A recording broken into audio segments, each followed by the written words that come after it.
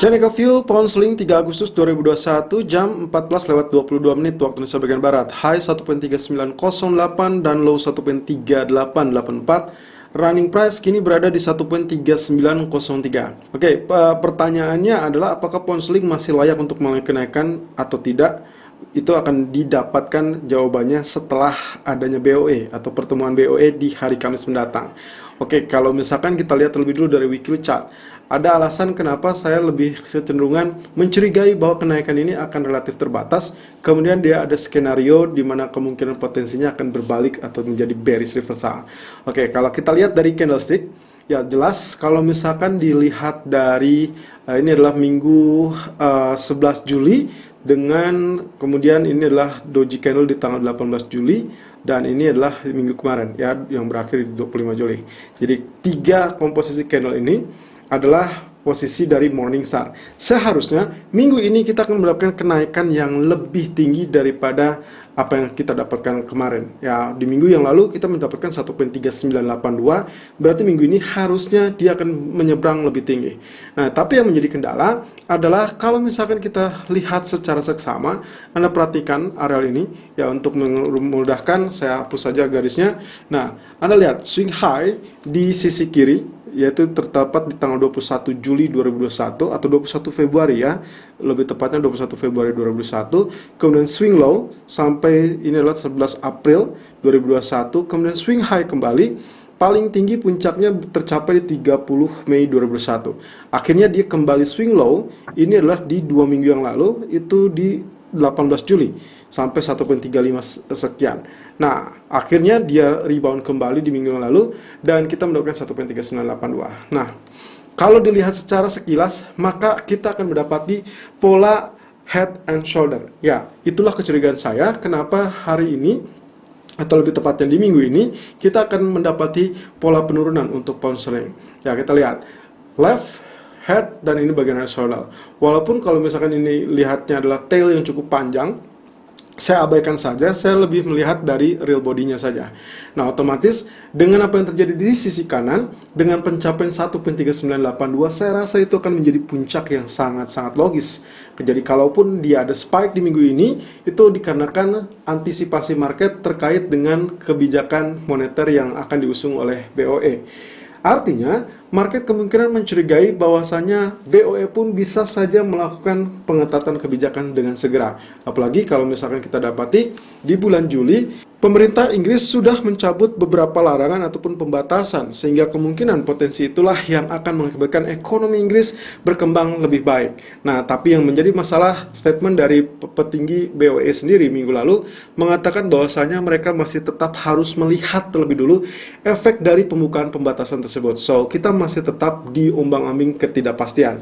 Oke, lalu kemudian kalau misalkan iya, katakanlah misalkan ini betul-betul menjadi right shoulder, maka kemungkinan neckline-nya akan berada di zona 1.3673. Ya, jadi kalau misalkan dia kembali turun, hati-hati dengan 1.3673. Walaupun sampai saat ini masih cukup jauh karena dia berada di 1.39. Wow, berarti 300 poin.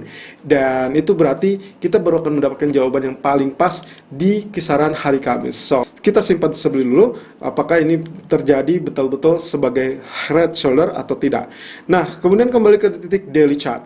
Kemarin kita sempat memperkirakan penurunan itu betul-betul terjadi, lalu kemudian sampai penurunan 1.3874. Nah, sayangnya kalau dilihat dari detail candlesticknya, ini bentuknya adalah inverted hammer, yang artinya pasca bearish candle, lalu kemudian dia ditutup dengan bearish ataupun ini adalah doji candle atau inverted hammer, maka kemungkinan potensi akan terjadi spike ataupun kenaikan. Kalau demikian, berarti kita harus mencurigai terlebih dulu, mungkin saja dia akan retest kembali zona 1.3982 atau bahkan 1.400.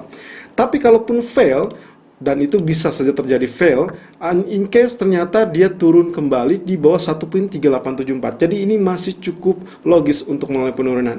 Oleh karenanya, saya asumsikan saja ini masih dalam zona correction, di mana kalau misalkan kita lihat dari polanya, maka seharusnya dari sejak dia mengalami kenaikan, koreksi itu belum terwujud sama sekali. Nah, di balik grafik H4 yang kita dapati adalah pola seperti demikian ya. Areal resisten trendline sudah sempat ditembus di tanggal 29 Juli Nah, otomatis dengan kembalinya dia berada di bawah zona ini, termasuk juga zona biru, ya, ini adalah arsirannya, maka kemungkinan potensinya spike yang ini akan sangat diperlukan untuk terjadi kenaikan di atas 1.3950. Tapi kalau tidak, maka kemungkinan potensi di sini hanya sekedar pullback, ya, short pullback atau short rally, lalu kemudian nantinya dia akan turun. Nah, ini otomatis yang akan kita nantikan saat ini.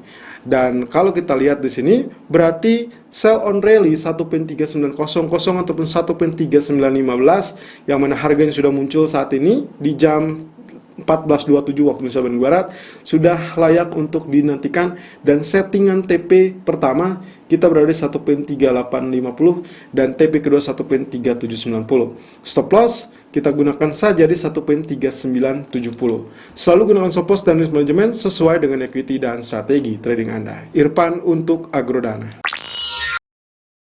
Technical view Euro USD 3 Agustus 2021 jam 14.28 waktu Indonesia bagian Barat. High 1.1882, kemudian low 1.1868 dan running price 1.1881. Relatif tipis, termasuk juga penurunan yang terjadi kemarin. Anda lihat di sini, candlestick berbentuk doji, bahkan inilah inverted hammer yang relatif harusnya akan mendorong kenaikan, tapi juga bisa diartikan sebagai terusan dari pola penurunan sebelumnya. Oke, kita lihat high kemarin 1.1897 hanya bertahan sebentar, kemudian dia turun dan ditutup di 1.1872. Penurunannya sampai titik terendah 1.1859, padahal kita memperkirakan akan ada gonjang-ganjing penurunan sampai zona 1.1837 atau 1.1846. Of course, itu adalah area resisten atau area support yang sampai saat ini akan selalu menjadi area tengah. Ya, kenapa disebut area tengah? Karena kemungkinan potensinya baik itu bullish ataupun bearish tergantung pencapaian ataupun keberadaan dari harga tersebut. Kalau dia tetap berada di atas 1.1837, oke, berarti kita akan mendapatkan pola kenaikan. Sebaliknya, kalau misalkan dia terjerumus atau terjebak di bawah 1.1837, maka kita akan mendapati pola bearish kembali. Bahkan tekanan bisa saja lebih dalam di 1.1800. Nah, di grafik H4-nya polanya seperti demikian. Sebetulnya kalau saya melihat dari pola ini, saya mencurigai adanya kemungkinan potensial double top. Ya, small double top dengan area neckline di zona 1.1847, yang artinya pula ini adalah relatif kuat. Nah, skenario begini teman-teman. Andai kata dia mengalami spike terlebih dulu, maka itulah area sell Anda. Jadi artinya sell on rally 1.1875, 1.1890 itu sudah muncul sampai saat ini karena running price ataupun high masih tertahan di 1.1882. TP satunya kita perkirakan saja sedikit di bawah neckline 1.1840 dan TP kedua seharusnya bisa tembus zona support dari trendline tersebut dan saya memperkirakan 1.1775. Tapi skenario B-nya kita asumsikan saja dia hanya sekedar retest ke area support ataupun neckline di 1.1840. Kemudian nantinya kalaupun Anda ingin melakukan buy, maka yang lebih preferable adalah di zona trendline ini. Saya asumsikan ini adalah garis yang relatif kuat sehingga kemungkinan nantinya dia akan terpantul kembali. Dan itu adalah di zona 1.1820 ataupun 1.1815. Ya, jadi skenario kedua ya, kalau misalkan ini sudah turun di bawah 1.1840, Anda masih bisa preferable untuk melakukan buy atau switch menjadi buy 1.1815 ataupun 1.1820 dan TP ataupun SL-nya silakan Anda tentukan sendiri sesuai dengan equity dan strategi trading Anda. Lalu kemudian yang kita tak kalah penting adalah melihat dari sisi weekly karena ancaman dari double top masih tetap akan ada. Selalu gunakan stop loss dan risk management sesuai dengan equity dan strategi trading Anda. Irfan untuk Agrodana.